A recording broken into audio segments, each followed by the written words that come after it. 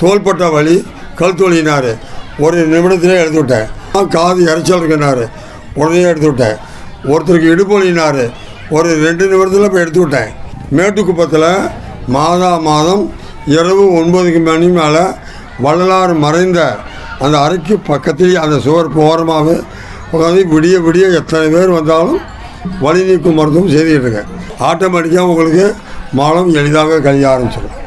யார் யாரெல்லாம் வெள்ளை பால் வெள்ளை சர்க்கரை இதை சாப்பிட்டீங்கன்னா உங்கள் மூட்டு வலியோ இடுப்பு வலியோ போகவே போகாது. மெல்ல விடுங்க.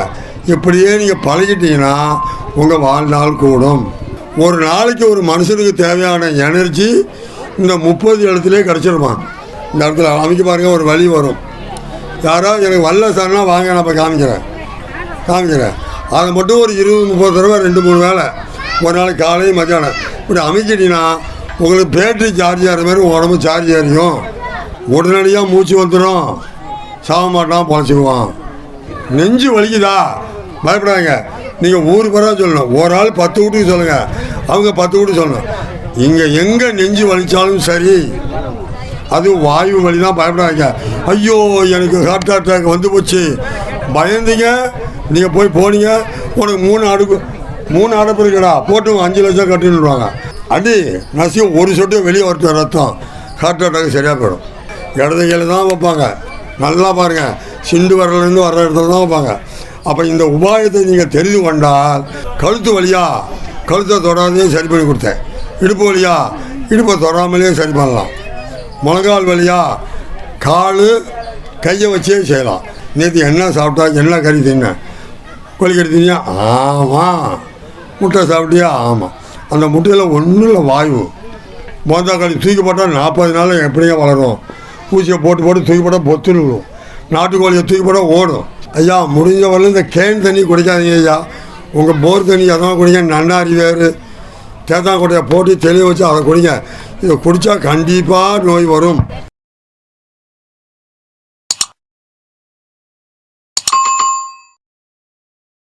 அலோபதி தவிர்த்து ஆல்டர்னேட்டிவ் தெரப்பி மாற்று முறை மருத்துவத்தில் வர்மா அப்படிங்கிறது ஒரு மிகப்பெரிய கலைங்க.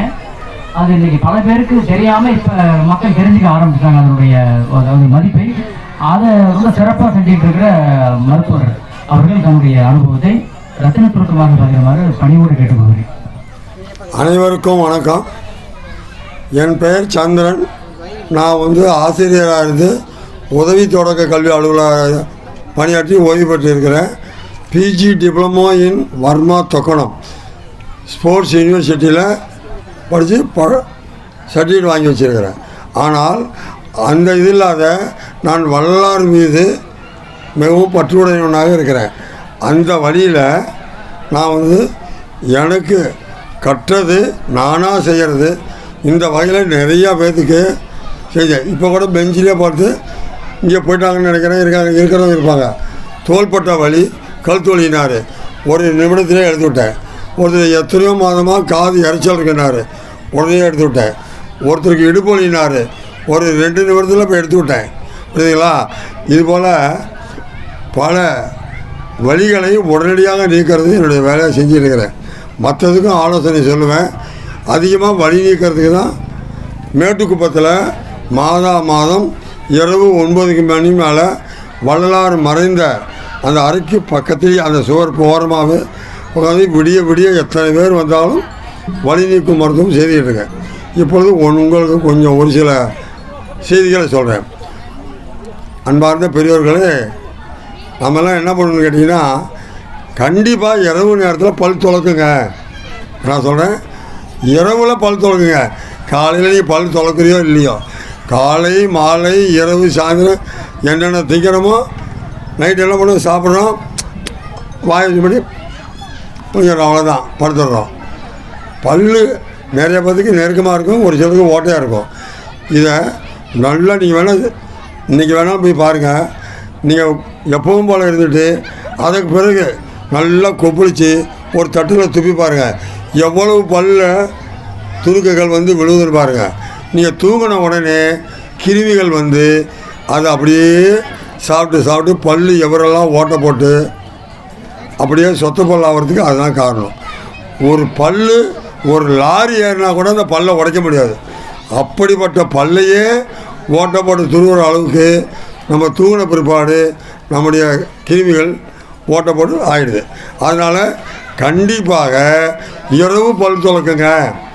அதுவும் உங்கள் பேஸ்ட்டு அதெல்லாம் போட்டிங்கன்னா வேஸ்ட்டு.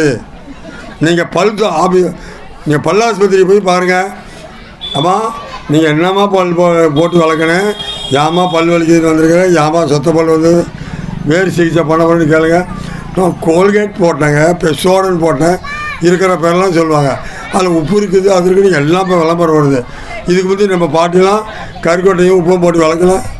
இன்றைக்கி புதுசாக கண்டுபிடிச்சாங்க, எங்கள் கோல்கேட்டில் உப்பு இருக்குதான், இன்றைக்கி தான் கண்டுபிடிச்சிருக்காங்க. அதெல்லாம் விட்டுட்டு கிராமத்தில் இருக்கிறவங்க ஒரு நாளைக்கு வேப்பக்குச்சி, ஆலக்குச்சி, கருவக்குச்சி, அப்புறம் இயற்கையாக கூட பல்பொடி. நான்லாம் அந்த பிருந்தா பல்பொடின்னு 80 கிராமு 55 ரூபாய்க்கு தரோம் நம்ம அரவிந்த் கம்பெனியில். அதை தான் எல்லாத்துக்கும் நான் வாங்கி கொடுக்குறது. ஒரு ஆள் வாங்கினா 3 மாதத்துக்கு வர அந்த டப்பாவே போதும். அப்படிப்பட்டதை வளர்க்கணிக்கினா கடைசி வரல நீங்கள் 80 வயசு வரலும் உங்கள் பல்லே விழுவாது, சின்ன பிள்ளைங்களாக இருக்கிறவங்க. சரி, அது பார்ப்போம். காலையில் எழுதிருக்கிறீங்க, நைட்டு பல்ல எழுதிக்கிட்டீங்க. நீங்கள் காலைல பல் தொலைக்கினாலும் சரி, தொலைக்காட்டியும் சரி, 3 டம்ளர் தண்ணி காலைல 10 நிமிடம் இடைவெளியில் குடிச்சிருங்க. ஒரு 15 நாள் குடிச்சு பாருங்கள். ஆட்டோமேட்டிக்காக உங்களுக்கு மலம் எளிதாக கழிய ஆரம்பிச்சிடும். மலம் எளிதாக கழிய ஆரம்பிச்சிடும். அடுத்தபடி அப்படி சொல்கிறேன், ரொம்ப கஷ்டமாக இருந்தது அப்படின்னா பேதி எடுக்கணும்னு சொல்லாங்க. எந்த மருந்துமே இல்லாத ஒரு சின்ன எலுமிச்சம்பழமும் 3 லிட்டர் தண்ணியை வச்சு உங்கள் வயிறை சுத்தமாக செஞ்சிடலாம். அது ஒரு உபாயம் நல்லா கேட்டுக்குங்க. 2 லிட்டர் தண்ணி தான் வேணும். நைட்டு அது நல்லா கொதிக்க வைங்க. 1/4 லிட்டர் ஆவியாக போயிடும். 1.25 லிட்டர் தண்ணி இருக்கும், 1/4 லிட்டர் ஆவியாக போயிட்டோம். அப்படியே மூடி வச்சுருங்க. அடுத்த நாள் காலையில் ஒரு எலுமிச்சம்பழம் சின்னதாக இருந்தால் 1, பெருசாக இருந்தால் அரைப்பழம் போதும். 1 லிட்டருக்கு 10 கிராம் கல்லுப்பு போட்டு கொதிக்க வச்சுருக்கேன். காலையில் சின்ன பழம்னா ஒரு எலுமிச்சம்பழத்தை புளிங்க, கொட்டையை நீக்கிட்டு நீங்கள் குடிக்கின்ற அளவுக்கு அதை சூடுபடுத்தி 200லேருந்து 250 மில்லி தண்ணி ஒரு 10 நிமிடம் 15 நிமிஷத்துக்குள்ளே ஒவ்வொரு டம்ளராக குடிக்கிறீங்க. ஒரு டம்ளர் குடிக்கிறீங்க, ஒரு 10 நிமிஷம் கழிச்சு அப்புறம் குடிக்கிறீங்க. இப்படியே குடிச்சு பாருங்கள். 2 தடவை 3 தடவை குடிக்கும் போது உங்களுக்கு வயிற்றோட ஆரம்பிச்சிடும். நீங்கள் எப்போ நேற்று 3 நாள் 10 நாள் சாப்பிட்டதுலேருந்து என்னென்ன அழுக்கு இருக்கோ எல்லாம் வந்துக்கிட்டே இருக்கும். வயிற்றில் ஒட்டிக்கிட்டு அழுக்கு கூட வர ஆரம்பிச்சிடும். குடிச்சிக்கிட்டே இருக்கணும். 10 நிமிஷம் இடைவெளி, தண்ணி தீர வரலும் குடிங்க. ஆனால் எப்போ நீங்கள் மேலே குடிக்கிற தண்ணி மாதிரி கீழே வருதோ நீங்கள் நிப்பாட்டிடலாம். ஏன்னா வயிற்றில் ஒன்றும் இல்லைன்னு அர்த்தம். முதல்ல கலக்கலாகவே எல்லாம் அழுக்காக வந்துச்சு, இப்போ சுத்தமாக வருதுன்னா நிப்பாட்டிடுங்க. அவ்வளோதான், வயிறு பூரா சுத்தமாகிடும். இதே போல் ஒரு 10லேருந்து 15 நாளைக்குள்ளே மீண்டும் ஒரு தடவை குடிச்சிட்டிங்கன்னா நீங்கள் இன்றைக்கி இருந்த சின்ன சின்ன கிருமி முட்டையெல்லாம் இருந்தால் கூட வயிற்றில் 10 நாளைக்கு பிறகு குடிக்கும்போது அது குஞ்சு பறிச்சிடும், அதுவும் வெளியே வந்துடும்.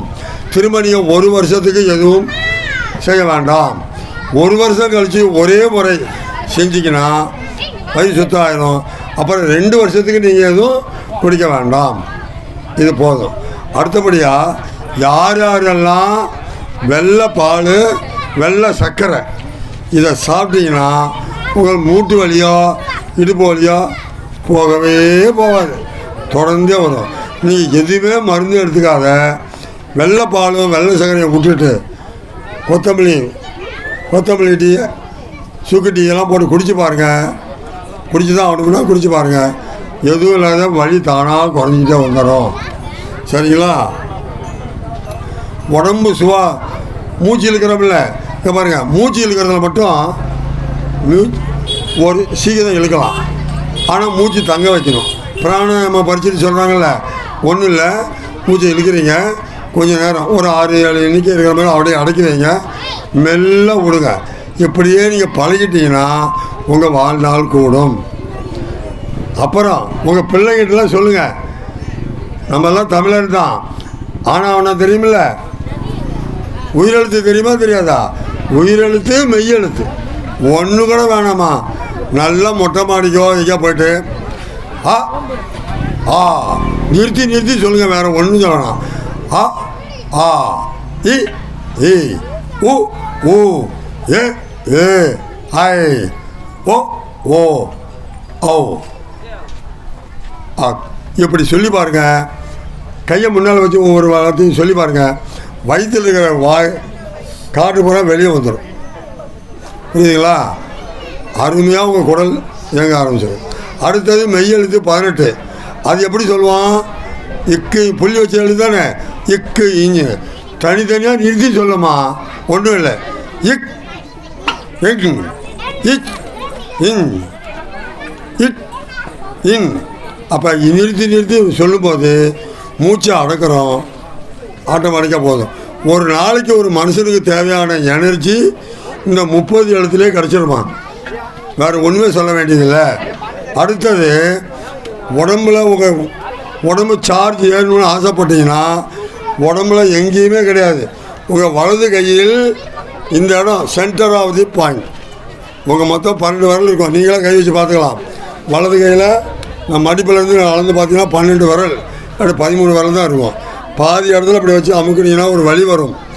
இப்போவே நீங்கள் பாருங்கள், வலது கையில் மட்டும்தான் அமைக்க பார்க்கணும், இடது கையில் தொடர்றீங்க. வலது கையில் அமைக்க பாருங்கள், வலி வரும். சென்டரில் 4 8 12 அதில் 6வது இங்கே நடுப்புற இந்த இடத்துல அமைக்க பாருங்கள், ஒரு வலி வரும். யாராவது எனக்கு வல்ல சார்னா வாங்க, நான் இப்போ காமிக்கிறேன். அதை மட்டும் ஒரு 20 30 தடவை 2 3 வேலை ஒரு நாளைக்கு காலையும் மத்தியானம் இப்படி அமைக்கிட்டீங்கன்னா உங்களுக்கு பேட்டரி சார்ஜ் ஆகிற மாதிரி உங்கள் உடம்பு சார்ஜ் ஆகிருக்கும். சரிங்களா? நான் பொய் சொல்லலை. ஒரு வருமத்தில் எங்கேயோ ஒரு நூல்லேருந்து படித்தேன். உடம்பு வேண்டி சார்ஜ் எடுத்துக்கும். புரியுதுங்களா? இது போக இது சரியாயிடுச்சு. அடுத்தது குப்பைமேனி மழைக்காலத்து எங்கே வேணால் கிடைக்கும். குப்பைமேனி இலைய எடுங்க. அப்புறம் கல்லுப்பு, அயோடின் கலந்த உப்பு, நாட்டு கல் உப்பு இருக்குல்ல, எங்கேயாவது கிடைச்சா வாங்கி ஒரு 50 கிராம் குப்பைமேனி இலை சுத்தமாக கழுவி நிழல் காய்ச்சல் போட்டுருங்க. அதுக்கு சம அளவுக்கு கல்லுப்பு. என்ன கல்லுப்பு? சாதாரண கல்லுப்பு, அயோடின் இல்லாத கல்லுப்பு. ரெண்டையும் அதையும் பொடியாக்குங்க, இதையும் பொடியாக்கி இருப்பு சட்டில் போய் நல்லா வறுத்து வச்சுக்கோங்க. உங்களுக்கு எப்பெல்லாம் நினைக்கிறீங்களோ, உடம்பு ஒரு மாதிரி நினைக்கிறதோ, சும்மா ஒரு சின்ன ஸ்பூனில் ஒரு ஸ்பூன் சுடுதலில் கலக்கி குடிச்சு பாருங்கள். உடனடியாக என்ன பண்ணுதுன்னு பாருங்கள், போயிடும். திடீர்னு யாராவது ஐயா யாருக்காவது பொறையேறி செத்து போடுவாங்க நிறைய பேர் இருப்பாங்க. திடீர்னு மயக்கம் வந்துடும், வலிப்பு வந்துடும். எதுக்கும் பயப்படாதீங்க. இந்த இடத்துல போட்டு அமுக்குங்க, நல்லா அமுக்குங்க. உடனடியாக மூச்சு வந்துடும். சாக மாட்டான், பொழைச்சிக்குவான். செத்து போட்ட மாதிரி ஒரு நல்ல பையன் வயதானவன் திடீர்னு மூச்சு போயிடுச்சு, காணோம், பேச்சு மூச்சு இல்லை, நாக்கு நீட்டு போச்சு, பயப்படாதீங்க. முதுகில் 4 குத்தி பாருங்கள், சைடில் இங்கே நல்லா தடவி பாருங்கள். எதுக்கு இங்கே அமுக்குங்க. மூச்சு வரலையா, கடிக்க மாட்டான், பயப்படாதீங்க. வாயை திறந்து நாக்கு அடியில் வச்சு நல்லா அமுக்குங்க. அமுக்கிட்டே இருக்க. ஒரு 2 நிமிஷத்தில் அப்படியே வாயை கெட்டியாக இருக்கேன். அப்படியே கொஞ்சமாக காற்று வர ஆரம்பிச்சிடும், இயங்க ஆரம்பிச்சிடும். இங்கே அமுக்கி பார்க்குறத விட இது ஈஸியான வேலை. உயிர் 3 நிமிஷத்தில் வந்துடும். நான் 2 பேர்த்த பழக்க வச்சுருக்கிறேன். பெரம்பூர் ஜிஹெச்லேயும் வெளியே சர்க்கரைக்கு இது கொடுத்துருச்சு. இட்லி சாப்பிட்டது காசு கொடுக்கறது போது அப்படியே தலையை போட்டுச்சு ஒரு பாட்டி. உடனே அதை பழக்க வச்சேன். அங்கேவே ஆஸ்பத்திரியில் போய் சரி பண்ணி விட்டேன். எங்கள் ஊரில் கல்யாணத்தில் அப்படி உட்காந்துருக்கார். கல்யாணம் ஆரம்பிக்கலை, பின்னாடி உட்காந்து சாப்பிட்டு உட்காந்துருக்கார். திடீர்னு தலை கிளப்பட்டால் நாக்கு தொங்கி போச்சு. எவ்வளோ எல்லாம் ஆகுன்னு பண்ணாங்க. தூக்கிட்டே போய் அவர் வீட்டில் போய் 1/4 மணி நேரம் அடித்து உயிர் படித்தேன். 1 வருஷம் கழிச்சு தான் அவர் செத்தார்.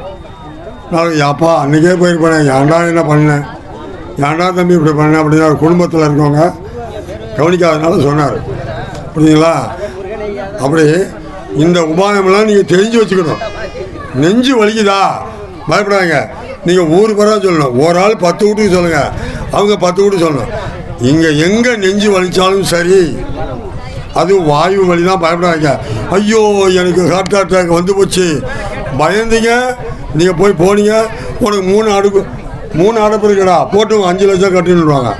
நீ போகிறதுக்குள்ளே எதுவுமே போக வேணாம். உங்கள் வீட்டில் இருக்க கல்லுப்பு இருக்குல்ல, 4 கல்லுப்பு தூக்கி நாக்கு கடியில் போடுங்க.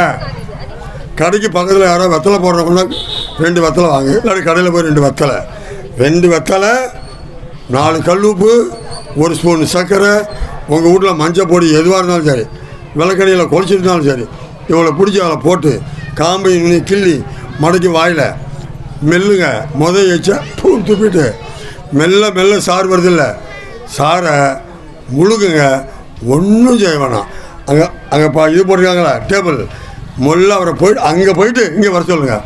அப்பா சாமி எனக்கு நல்லா இருக்கணே, ஒன்றுமே இல்லையா அப்படிம்பாங்க. பயப்பட வேணாம். திடீர்னு யாருக்காவது ஓவர் ஹார்ட் அட்டாக் தான் அலைதாட்டனா அவனாக அடித்து இந்த கை இடது கை இந்த இடத்துல போட்டு நல்லா அடிக்க ஓடி போகணும். அதுக்கும் கேட்கலையா உங்கள் சுண்டு வரல் நசுக்குங்க, ஒன்றும் பண்ணாது, காயத்தை தீர்த்தலாம். 5 லட்சம் மிச்சம். அடி நசியும் ஒரு சொட்டு வெளியே வரட்டும், ரத்தம் ஹார்ட் அட்டாக் சரியாக போயிடும். இதை செய்யாத. ஐயோ என் பிள்ளைக்கு என்ன பண்ணணும், ஐயோ சாமி அடப்பாவி என்ன பண்ணணும்னா காரில் போகும்போதே பாதி பேர் சேர்த்து போடும். அடியா நீ இங்கே அடி. அதுக்குள்ளே சரியாக போச்சுன்னா போய் பார்த்துட்டு அப்பா அவரெல்லாம் ஒன்றும் இல்லைப்பா நல்லா இருக்காருப்பா, ஒரு குளுக்க சேர்த்து அனுப்பிவிடுவான் கவர்மெண்ட் ஆஸ்பத்திரியில் பொழைச்சிடுவாங்க. பயப்படாதீங்க. ஸ்டெண்டு வச்சா எது வச்சாலும் எங்கே வைக்கிறாங்க, இடது கையில் தான் வைப்பாங்க. நல்லா பாருங்கள், சிண்டு வரலேருந்து வர்ற இடத்துல தான் வைப்பாங்க. அப்போ இந்த உபாயத்தை நீங்கள் தெரிந்து கொண்டால் உங்கள் ஊரில் யாருக்கும் நெஞ்சு வலி வந்தாவே சரி பண்ண தெரிஞ்சுக்கணும். செத்து பண்ண பிற்பாடு ஐயோ அவனுக்கு இப்படி தண்ணி தான் படிச்சிருப்பானே அப்படின்னு சொல்லக்கூடாது. எல்லா குடும்பத்துக்கும் மீட்டிங் போடுற மாதிரி சொல்லணும். இதை புரியுதுங்களா? ரைட், போதும். அடுத்தபடி அவங்களுக்கு கழுத்து வலியா கழுத்தை தொடாதே சரி பண்ணி கொடுத்தேன். இடுப்பு வலியா இடுப்பை தொடாமலே சரி பண்ணலாம். முழங்கால் வலியா கால் கையை வச்சே செய்யலாம். பாருங்கள், நல்லா பாருங்கள், இது 2 கால் நிற்கிதில்ல, 2 கால், இந்த 2 பாருங்கள், இந்த 2 வரல கால், இந்த சுண்டு வரல ஆள்காட்டி வரல கை, இது தலை. இதை வைத்தியம் பண்ணிவிடலாம். கை தூக்கம் இல்லையா, ஒருத்தர் வந்தார், ஒரு கை தூக்கம்னு வந்தார், பிடிச்சி இழுத்தான் காதை பிடிச்சா ரெட்டி விழுந்தது. கையில் கோளாறு தூக்கம் இல்லைன்னா காதை இழுத்து பாருங்கள், எந்த பக்கம் கை தூக்கம் இல்லையோ இழுத்து பாருங்கள், ரெட்டி விழுவும்.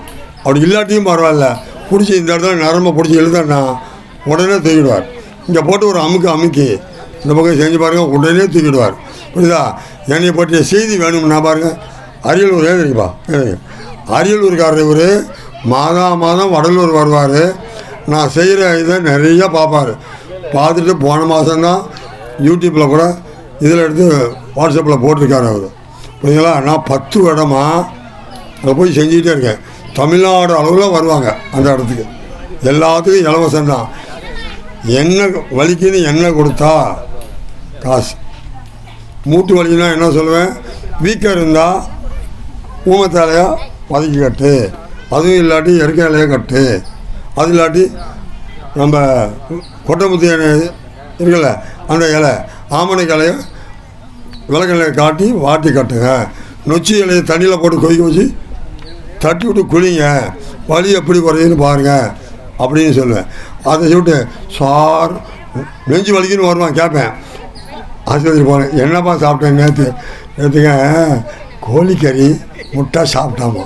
ஆனால் போட எங்களை ஆஸ்பத்திரி போகிறேன், போய் கட்டி பெருங்காயத்தை நல்லெண்ணையோ நெய்யில் வறுத்துட்டு தூள் பண்ணி சுடுதண்ணில் ஒரு 1/2 ஸ்பூனை போட்டு குடி. 10 நிமிஷத்தில் வாய்வெல்லாம் ஓடிப்படும், இந்த வலியெல்லாம் ஓடிப்படும். இது தெரியாத டாக்டரை போய் நிற்கிறது, உடனே ஒரு 1000 ரூபாய்க்கு பில்லை போட்டு தீர்த்துப்பட்டு வருவான். நான் முதல்ல கேட்குற கேள்வி, நேற்று என்ன சாப்பிட்டா, என்ன கறி தின்னேன், கோழிக்கறி தின்னியா? ஆமாம்.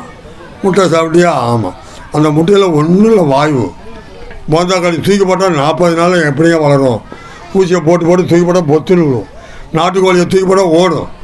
இதை தின்னு சவுன்னு நீங்கள் போடுறீங்களே மசாலா, இந்த ருசியில் போட்டு சவுன்னு கடிக்கிறீங்க, அதில் ஒன்றும் கிடையாது. இதை புரிஞ்சுக்கிட்டிங்கன்னா உண்மையிலேயே நீங்கள் உங்கள் உடம்பை நல்லா வச்சுக்கலாம். முடிஞ்ச வரலும் மாமிசத்தை தவிரணும். அதனால தான் சொன்னார் வளனார், அருட்பெரும் ஜோதி தனிப்பெரும் கருணை. நீங்கள் வேணால் அற்பெரும் ஜோதின்னு சொல்கிறது வந்து ஜோதி வடிவமாக இருக்குது. யார் யார் எல்லாம் காலையில் இன்றைக்கி சொல்கிறேன், என் நம்பர் வேணால் குறிச்சிங்க. நாளைக்கு காலைல சூரியன் உதச்ச பிற்பாடு சூரியன் வர்ற இடத்துல நல்லா போய் பார்த்துக்கிட்டு அந்த சூரியனையும் நல்லா ஒரு 2 நிமிஷம் 3 நிமிஷம் பாருங்கள். பார்த்துட்டு உங்கள் கையை இப்படி வச்சு குழியாக வச்சு கண்ணை மூடிக்க, திறக்காத, கண்ணியாக திறக்காதீங்க. என்ன மாற்றம் அடையுதுன்னு என்கிட்ட சொல்லுங்கள். கருப்பாக இருந்தது என்னென்ன கலராக மாறி கடைசியில் ஜோதி தெரியுதுன்னு பாருங்கள். உன் கண்ணுக்குள்ளேயே கண்ணை திறக்காத, அழகாக தெரியும். தனிப்பெரும் கருணைன்னா எல்லா உயிர் மேலேயும் கருணை வை, இறக்கம் காட்டு, அதுக்கு உதவி செய்ய, நீ நல்லா இருப்ப. அவ்வளோதான், வேறு எதையும் சொல்லலை. அற்பெருஞ்சோதி தனிமலை, ஜாதி மதம் அவெல்லாம் எதையும் பார்க்கல. பசிக்குதுன்னா சோறு போடுறா, பசி வந்தால் அப்படியே மயக்கம் வந்துடும், அப்படியே தோண்டு போகும், தசை தளர்ந்துடும், எல்லாம் நடக்க முடியாது. அவன்கிட்ட போய் ஒரு சொம்பு தண்ணி கொடுங்க, அப்பா பராப்பா தெளிஞ்சம்மா, ஒரு கிளாஸ் மோர் கொடுத்து பாரு, நல்லா இருக்கம்மா. இல்லை ஒரு கிளாஸ் கம்மஞ்சோறு ஏதாவது ஒன்று கொடுத்து பாருங்க, அப்பா இன்னும் 1 கிலோமீட்டர் நடப்பான்டா அப்படிமா. ஆக அவனுக்கு என்ன தேவை? பசிக்கு ஆட்டணும். ஆக எலுமிச்சை ஜூஸ், மோர், புரியுங்களா, உடனடியாக கிடைக்கக்கூடியது. கடையில் விற்கிற மாசா பாசாலாம் குடிச்சிங்கன்னா உங்கள் நரம்பில் இருக்கிறது தான் எடுக்கும். ஒரு சொட்டு கூட மாசாவில் ஒன்று கூட கிடையாது, மாம்பழத்து துளி கூட கிடையாது. நேற்று இதில் பார்த்தேன், ரொம்ப நேரம் நமக்கு நம்பாட்டிப்பாங்க. பாக்கெட் பாலை ஒரு ட்ரம்மு நிறைய தண்ணி ஊற்றுறான், 2 பாட்டில் எசன்ஸ் ஊற்றுறான், கலக்கிறான். ஒரிஜினல் பால் மிஷினில் கொண்டு பாக்கெட் பால் வந்துக்கிட்டே இருக்குது. ஒரு சொட்டு மாட்டு பாலே இல்லை. கழுத்து வரலன்னா உனக்கு பர்மிஷன், கழுத்துக்கு கீழே கடவுளுடைய பர்மிஷன். சேர்லையா வாந்தி வரும், அதுக்கும் போலியா வயிற்ற கலக்கும், அதுக்கும் கேட்கலையா வயிற்றால் ஓடும். வயர்வை, சிறுநீரகம், மலம் வழியாக அதுக்கெல்லாம் போயிடும். இதை போய் அப்பப்போ டாக்டர்கிட்ட போட்டிங்க, தேங்கி வச்சிங்க, எல்லாம் பழையபடியும் விடாது. பழைய மாத்திரை போட்டு கெடுத்தியா சின்ன போட்டு போனாலும் ஆஸ்மா மாரி வந்து கேன்சர் வந்து சாக வேண்டியதுதான். ஆக நம்மை நாமே பாதுகாத்து கொள்வோம் என்று கூறி விடைபெறுகிறேன். நன்றி. என்னுடைய பெயர் சந்திரன், வர்மா சந்திரன். 75 0 21 88 53 9. ஐயா முடிஞ்ச வரல இந்த கேன் தண்ணி குடிக்காதீங்க ஐயா. உங்கள் போர் தண்ணி அதான் குடிங்க. நன்னாரி வேறு தேத்தாங்கொட்டையை போட்டு தெளிய வச்சு அதை குடிங்க. இதை குடித்தா கண்டிப்பாக நோய் வரும், பார்த்து. நன்றி ஐயா.